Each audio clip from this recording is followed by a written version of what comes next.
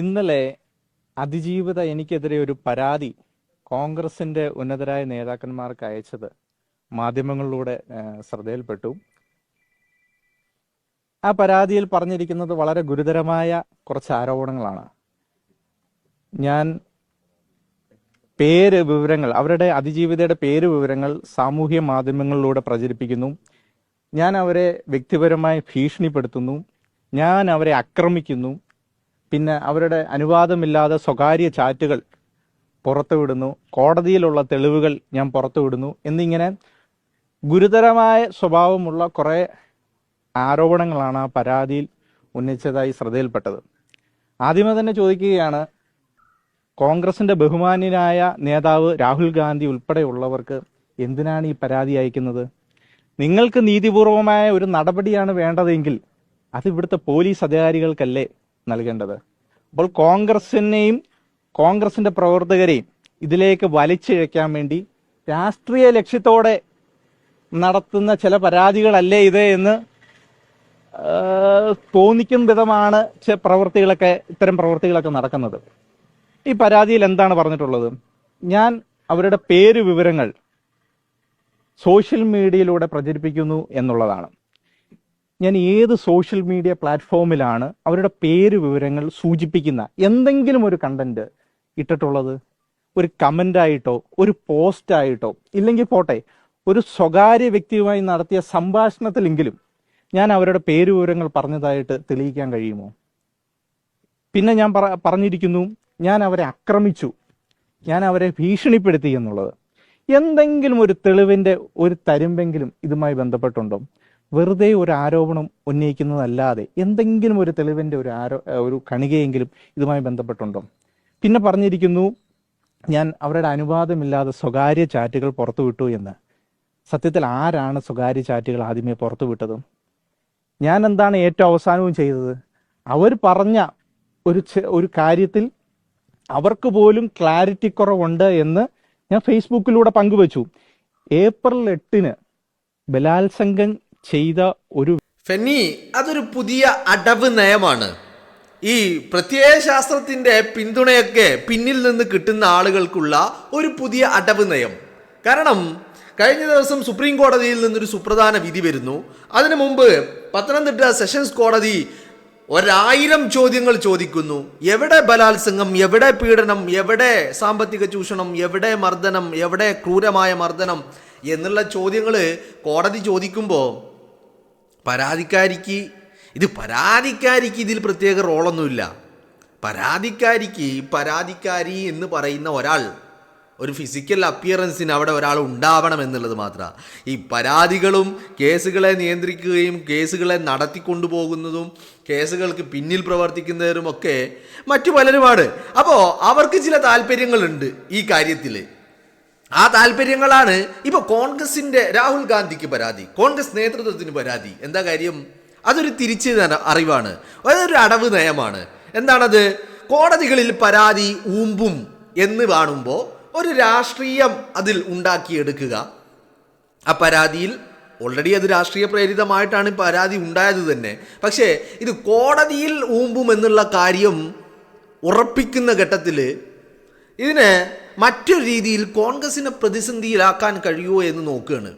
അപ്പോൾ ഇത് രാഹുൽ ഗാന്ധിക്കൊക്കെ പരാതി പോകുന്നുണ്ടെങ്കിൽ വളരെ കൃത്യമായിട്ട് രാഹുൽ ഗാന്ധിയും കോൺഗ്രസ് നേതൃത്വവും ഒക്കെ ആയിട്ട് നല്ല ബന്ധത്തിലുണ്ടായിരുന്ന ആളുകൾ തന്നെയാണ് ഇതിന് പിന്നിൽ. ഞാൻ പറഞ്ഞില്ലേ, ഈ സിവിൽ സർവീസ് ഉപേക്ഷിച്ച് രാഷ്ട്രീയത്തിലേക്ക് വന്ന് അധികാരവും കസേരയും സ്ഥാനമാനങ്ങളും ഒക്കെ മോഹിച്ച് കോൺഗ്രസിൽ ചേർന്ന് ഒറ്റപ്പാലത്ത് മത്സരിച്ച് 8 നിലയിൽ പൊട്ടി, പാലക്കാട് ഉപതെരഞ്ഞെടുപ്പിൽ മത്സരിക്കുവാൻ വേണ്ടി എല്ലാ തയ്യാറെടുപ്പുകളും നടത്തി, അവസാനം സ്ഥാനാർത്ഥി പ്രഖ്യാപനം ഉണ്ടായപ്പോൾ കോൺഗ്രസിന്റെ സ്ഥാനാർത്ഥിയാവാൻ സാഹചര്യമുണ്ടായില്ല. മറിച്ച് on the spot very next മൂമെന്റിൽ ഒരു വാർത്താ സമ്മേളനം നടത്തി മറുകണ്ഠം ചാടിയിട്ട് അവിടെയും 8 നിലയിൽ പൊട്ടി. 8 നിലയിൽ മറുകണ്ഠം ചാടിയപ്പോഴും ഇവൻ കണക്കുകൾ നിരത്തിയപ്പോഴും പി സരിൻ എന്ന് പറയുന്ന ആ പൊളിറ്റിക്കൽ പിമ്പ്, ആ കൂട്ടിക്കൊടുപ്പുകാരൻ, ആ പരനാറിയുടെ കണക്കുകൂട്ടൽ എന്തായിരുന്നു? അവൻ കണക്കുകൂട്ടി അവനാണ് കോൺഗ്രസ്, അവൻ മാറിക്കഴിഞ്ഞാൽ എല്ലാം മാറും. ഏത് ഒറ്റപ്പാലത്ത് 8 നിലയിൽ പൊട്ടിയതാ. ഒറ്റപ്പാലത്തെ കോൺഗ്രസും UDF-ഉം ലീഗും എല്ലാവരും ഒരുമിച്ച് നിന്ന് ഈ പരനാറിയെ വിജയിപ്പിക്കാൻ വേണ്ടി എല്ലാ ശ്രമങ്ങളും നടത്തിയിട്ട് ഈ പരനാറി 8 നിലയിൽ പൊട്ടിയതാണ് ഒറ്റപ്പാലത്ത്. അവൻ മറുകണ്ഠം ചാടിയിട്ട് അവൻ കണക്കൂട്ടുകയാണ്, ഞാനാണ് കോൺഗ്രസ്, ഞാൻ കോൺഗ്രസ് പോയാൽ കോൺഗ്രസ് തകർന്ന്. വോട്ടെണ്ണുന്നതിൻ്റെ തലേ ദിവസം ഇവൻ കണക്ക് നിരത്തുകയാണ്. UDF അടിത്തറ ഇളകി 3-ാം സ്ഥാനത്തേക്ക് പിന്തള്ളപ്പെട്ടു. പക്ഷേ പെട്ടി തുറന്ന് എണ്ണിക്കഴിഞ്ഞപ്പോൾ ഈ പരനാറി 8 നിലയിൽ പൊട്ടിയെന്ന് മാത്രമല്ല, ജനം ചെകിടടിച്ചു പൊട്ടിച്ചു അവൻ്റെ. അന്ന് തുടങ്ങിയതാണ് ഇവൻ്റെ വെപ്രാളവും ഇവൻ്റെ വൈരാഗ്യവും ഇവൻ്റെ പകയും ഇവൻ്റെ അസ്വസ്ഥതയും ഒക്കെ അന്ന് തുടങ്ങിയതാണ്. മനസ്സിലായില്ലേ? അപ്പോൾ ഇവനിപ്പോ ഈ പരാതികളൊക്കെ ഉണ്ടാക്കി ഇപ്പോ നമ്മളൊന്ന് ആലോചിച്ച് നോക്കൂ. രാഹുൽ എന്ത് പറയുമ്പോഴും ഇപ്പൊ കഴിഞ്ഞ ദിവസം രാഹുലിന്റെ ഇന്റർവ്യൂ പുറത്തു വന്നപ്പോൾ എന്താ പറഞ്ഞത്? രാഹുൽ പൈസ കൊടുത്ത് PR വർക്കായിരുന്നു, രാഹുൽ ഉണ്ടാക്കിയ ചോദ്യങ്ങളാണ് ഇതൊക്കെ എന്നായിരുന്നു. അപ്പോഴും ഹാഷ്മിയെ പോലെയുള്ള ഒരു മാധ്യമപ്രവർത്തകൻ ചോദിച്ചത് എന്താ, രാഹുലേ നിങ്ങൾക്കെതിരെ ഒന്നല്ല ഒരുപാട് പരാതികൾ, അതിൽ പറയുന്നതൊക്കെ അതീവ ഗുരുതരം, ക്രൂരം. അപ്പോൾ ഈ പരാതികൾ നിലനിൽക്കില്ല എന്നറിയുന്ന ആളുകൾ ഇത് ഉണ്ടാക്കിയപ്പോഴേ അവർക്ക് പരാതി നിലനിൽക്കില്ല എന്നറിയുകയായിരുന്നു. പിന്നെ എന്താണായിരുന്നു ലക്ഷ്യം? ഒരു പുകമറ ഉണ്ടാവണം, ഒരു വിവാദം ഉണ്ടാവണം, ഒരു പെണ്ണ് കേസ് ഉണ്ടാവണം, ഒരു വ്യഭിചാരം ഉണ്ടാവണം, ഒരു അവിഹിതം ഉണ്ടാവണം. മനസ്സിലായില്ലേ? അവിടെ രാഹുലിനെ ക്രൂരനാക്കി ചിത്രീകരിക്കണം. അപ്പോൾ അതിൻ്റെ പിന്നിലൊക്കെ നിരന്തരമായ കളികൾ ഈ പിരായിരിയിലെ പ്രാന്തൻ എന്ന് പറയുന്ന പരനാറിയുടെ കൈകളുണ്ട് എന്നുള്ള കാര്യത്തിൽ തർക്കമില്ല. ഇപ്പോൾ ഇവനുമായിട്ട് ഏറ്റവും അടുത്ത് നിൽക്കുന്ന ആളുകളിൽ നിന്ന് ലഭിക്കുന്ന വിവരങ്ങൾ, അല്ലെങ്കിൽ ഇവരുമായിട്ട് ബന്ധമുണ്ടായ ആളുകളിൽ നിന്ന് ലഭിക്കുന്ന വിവരങ്ങൾ വളരെ കൃത്യമാണ്. ഈ പറയുന്ന രാഹുൽ മാങ്കൂട്ടം വേട്ടയ്ക്ക് പിന്നിൽ രാഹുൽ വിശേഷിപ്പിച്ച കിങ് പിൻ എന്ന് പറയുന്ന സ്ഥാനത്ത് നിൽക്കുന്ന വ്യക്തി ഈ സരിൻ തന്നെയാണ് എന്നുള്ള കാര്യം മനസ്സിലായില്ലേ? വെറുതെയല്ല അന്ന് വിവാഹവേദിയിൽ വെച്ചിട്ട് ഈ പരനാറിക്ക് കൈ കൊടുക്കാതെ മുഖം തിരിച്ച് ഷാഫി പറമ്പിലും രാഹുൽ മാങ്കൂട്ടവും പോയത്. മനസ്സിലായില്ലേ? അതേ രീതി തന്നെ അവര് കൈ കൊടുക്കാത്ത ആളുകൾ, അവർ മുഖം തിരിച്ചു പോയ ആളുകൾ, അതേ ആ വ്യക്തിയോട്, സരിനോട് പാലക്കാട്ടെ ജനതയും അത് തന്നെ കാണിച്ചു, ചെയ്തു കൂട്ടി എന്നുള്ളതാണ് ആ പെട്ടി തുറന്ന് പൊട്ടിച്ച് വോട്ടെണ്ണിക്കഴിഞ്ഞപ്പോൾ നമുക്ക് മനസ്സിലായത്. മനസ്സിലായില്ലേ? ഇപ്പോൾ അതിജീവിതക്ക് എന്താ വേണ്ടത്? അതിജീവിതക്ക് ഈ പറയുന്ന അതിജീവിതക്ക് ഇങ്ങനെ ഒരു ബലാത്സംഗമോ പീഡനമൊന്നും ഇല്ല. അതൊക്കെ തെരഞ്ഞെടുപ്പ് മുന്നിൽ കണ്ട് അങ്ങനെ ഒരു ബലാത്സംഗവും പീഡനവും ഉണ്ടാക്കിയെടുത്തതാണ്. അതിജീവിതയുടെ ഒരു ഓഡിയോ ക്ലിപ്പ് മുമ്പ് പുറത്തു വന്നിട്ടുണ്ട്. അതിൽ പറയുന്നുണ്ട് രാഹുലിനോട് എനിക്ക് എപ്പോഴും കൺസിഡറേഷൻ ഉണ്ടായിരുന്നു എന്നുള്ളത്. അതിപ്പോഴും ഉണ്ട്, അന്നും ഉണ്ട്, ഇന്നും ഉണ്ട്, എന്നും ഉണ്ട്. മനസ്സിലായില്ലേ? അപ്പോൾ ഇപ്പോഴെന്താ വേണ്ടത്? ഇപ്പോൾ രാഹുൽ മാങ്കൂട്ടം പാലക്കാട് വീണ്ടും മത്സരിക്കുമോ, കോൺഗ്രസ് സ്ഥാനാർത്ഥിയാക്കുമോ എന്നുള്ളൊരു ഭയം വല്ലാതെയുണ്ട്. ആ ഒരു ഭയത്തിന് പുറത്താണ് ഇത്തരത്തിൽ പരാതികൾ, കോൺഗ്രസ് നേതൃത്വത്തിലേക്ക് പരാതികൾ പോകുന്നത്. ഇതിൽ നീതിയൊന്നും ലഭിക്കാനില്ല, ന്യായമൊന്നും ലഭിക്കാനൊന്നുമില്ല. അതൊക്കെ രാഹുൽ വേണ്ട രീതിയിൽ നന്നായിട്ട് ആസ്വാദനം, അതിൻ്റെ മൂർധന്യത്തിൽ സ്വർഗം കാണിക്കുന്ന രീതിയിൽ രാഹുൽ ആ നീതി നടപ്പിലാക്കിയിട്ടുണ്ട്. മനസ്സിലായില്ലേ? അപ്പോൾ ഇവിടെ വേണ്ടത് എന്താ? ഈ പരാതി ഉണ്ടായത് എന്തിനാ? രാഹുലിനെ വെട്ടി വീഴ്ത്താൻ. അപ്പൊ ഇനി വേണ്ടത് എന്താ? ഇപ്പൊ ഈ ഇന്റർവ്യൂ പുറത്ത് വന്നതിന് തൊട്ട് പിന്നാലെ എന്താണ് സംഭവിക്കുന്നത്? രാഹുൽ UDF-ന്റെ സ്ഥാനാർത്ഥിയായി, കൈപ്പത്തി അടയാളത്തിൽ മത്സരിക്കുന്ന സ്ഥാനാർത്ഥിയായി പാലക്കാട് രാഹുൽ മാങ്കൂട്ടം തന്നെ മത്സരിക്കുമെന്നുള്ള ഒരു വാർത്തകൾ ഇങ്ങനെ പ്രചരിക്കുന്നുണ്ട്. അപ്പൊ എന്ത് വേണം? അങ്ങനെ ഒരു പ്രഖ്യാപനം വരുന്നതിന് മുമ്പ് നേതൃത്വത്തെയും പാർട്ടിയെയും കൂടുതൽ പ്രതിസന്ധിയിലാക്കണം. അതിനു വേണ്ടിയാണ് ഇപ്പം ഇത്തരത്തിലുള്ള പരാതികളൊക്കെ പോകുന്നത്. പിന്നെ ഈ പരാതിയിൽ പറയുന്നത് പോലെ ഫെനി നൈനാൻ പേര് പറഞ്ഞു, എവിടെയെങ്കിലും നിങ്ങൾ കണ്ടിട്ടുണ്ടോ? പിന്നെ ഫെനി നൈനാൻ ചാറ്റുകൾ പുറത്തുവിട്ടു, കോടതിയിൽ നിൽക്കുന്ന ആരാ പുറത്തുവിട്ടത്? എനിക്ക് തോന്നുന്നു ഈ പരാതിക്കാരിയെ രാഹുലിൻ്റെ മുൻ കാമുകി ലക്ഷ്മി പത്മക്കൊരു നോട്ടമുണ്ടായിരുന്നു, വൺ സൈഡ് ലോ ആയിരുന്നു. അവിടെ ഒരു നോട്ടമുണ്ടായിരുന്നു രാഹുലിന്. ആ രാഹുലിന് കിട്ടാത്ത ഒരു വിഷമം ലക്ഷ്മി പത്മക്കുണ്ട്. എന്നാലും സ്നേഹം ലക്ഷ്മി പത്മയുടെ ഉള്ളിൽ, അത് ആത്മാർത്ഥമായിട്ട് സ്നേഹിച്ചതാണ് രാഹുലിനെ. അപ്പോൾ ആ സ്നേഹം ആത്മാർത്ഥമായിരുന്നത് കൊണ്ട് തന്നെ തൻ്റെ കാമുകനെ ഇങ്ങനെ വേട്ടയാടുന്നത് അനുവദിച്ചുകൂടാ എന്ന് കരുതി ലക്ഷ്മി പത്മ അവൾക്കൊപ്പം എന്ന് പറഞ്ഞു നിന്നുകൊണ്ട് കാലുവാരുന്നത് ലക്ഷ്മി പത്മയാണ്. അല്ലേ? നിങ്ങളൊന്ന് ആലോചിച്ച് നോക്ക്.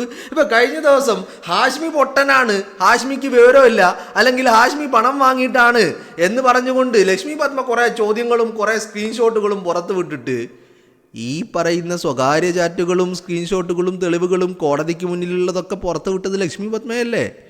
അല്ലേ? എന്നിട്ട് അതിൽ എന്നാ പിന്നെ ലക്ഷ്മി പത്മ മയക്കുന്ന കൂട്ടത്തിൽ ആ 3 ട്രാൻസാക്ഷൻ, ഒക്ടോബറിൽ നടന്നിരിക്കുന്ന 2 ഒക്ടോബർ 7 നടന്നിരിക്കുന്ന 2 ഏപ്രിൽ 14 നടന്നിരിക്കുന്ന 1, അപ്പോൾ 3ൻ്റെയും ഡേറ്റ് മയക്കണമായിരുന്നു. അതിന് പകരം 2 അവിടെ അങ്ങനെ വ്യക്തമായിട്ട് നിലനിർത്തി, 1 മാത്രം മയച്ചു കളഞ്ഞു. ഇതൊക്കെ അപ്പം ഇത് മയക്കുമ്പോൾ സ്വാഭാവികമായിട്ടും ഇത് കാണുന്ന ആളുകൾ ചിന്തിക്കുമല്ലേ, എന്താ അത് മാത്രം മയച്ചത്, ഇനിയിപ്പോൾ 1 മയച്ചിട്ടില്ലെങ്കിൽ പ്രശ്നമില്ല, അല്ലെങ്കിൽ 3 മയച്ചു കഴിഞ്ഞാലും അത്ര അധികം ചിന്തിക്കാൻ പോകില്ലായിരുന്നു. പക്ഷേ 2 അവിടെ വിട്ടു, 1 മാത്രം മയച്ചു. അപ്പോൾ അതിലെന്തോ ഉണ്ട് എന്ന് കാണുന്നവർക്ക് തോന്നി സ്വാഭാവികമായിട്ടും. അപ്പം ഇതൊക്കെ ചെയ്തതാരാ? ഫെനി നൈനാനാണോ? അപ്പോൾ ഇത് തോന്നിയത് ഇതെന്താണ് എന്നുള്ളത് ഫെനി നൈനാൻ പറഞ്ഞു. അതിലെന്താണ് ഇത്ര വലിയ പ്രശ്നം? അപ്പോൾ എനിക്കിപ്പോൾ ഇതിൽ നിന്ന് മനസ്സിലാക്കാൻ സാധിക്കുന്നുണ്ടല്ലോ, രാഹുൽ ഇപ്പം മരിക്കുകയാണെന്ന് വിചാരിക്കുക.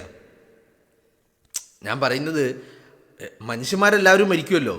അപ്പോൾ മരിച്ചു കിടക്കുന്ന രാഹുലിൻ്റെ മൃതദേഹത്തെ പോലും ഇവർ ഭയപ്പെടുന്നുണ്ട് എന്നുള്ളത്. അത്രമാത്രം ഭയമാണ് രാഹുലിനെ. മരിച്ചു കിടക്കുന്ന ജീവനില്ലാത്ത അയാളുടെ മൃതദേഹത്തെ പോലും ഈ കൂട്ടം, ഈ വേട്ടക്കാര് ഭയപ്പെടുന്നുണ്ട്. അതാണ് ഏറ്റവും വലിയ പ്രശ്നം. അതാണിപ്പോൾ രാഹുൽ ഗാന്ധിക്ക് പരാതി. എന്താ പരാതി? എന്താ കാര്യം രാഹുൽ തന്നെ പാലക്കാട് മത്സരിക്കുമെന്നുള്ള ഒരു സ്ഥിതിവിശേഷം ഉണ്ടാകുന്നു. അങ്ങനെ ചില സ്ഥിതിവിശേഷങ്ങൾ ഉണ്ടാവുന്നുണ്ട്. രാഹുൽ മാങ്കൂട്ടം പാലക്കാട് മത്സരിക്കുവാനുള്ള എല്ലാ സാധ്യതകളുമുണ്ട്.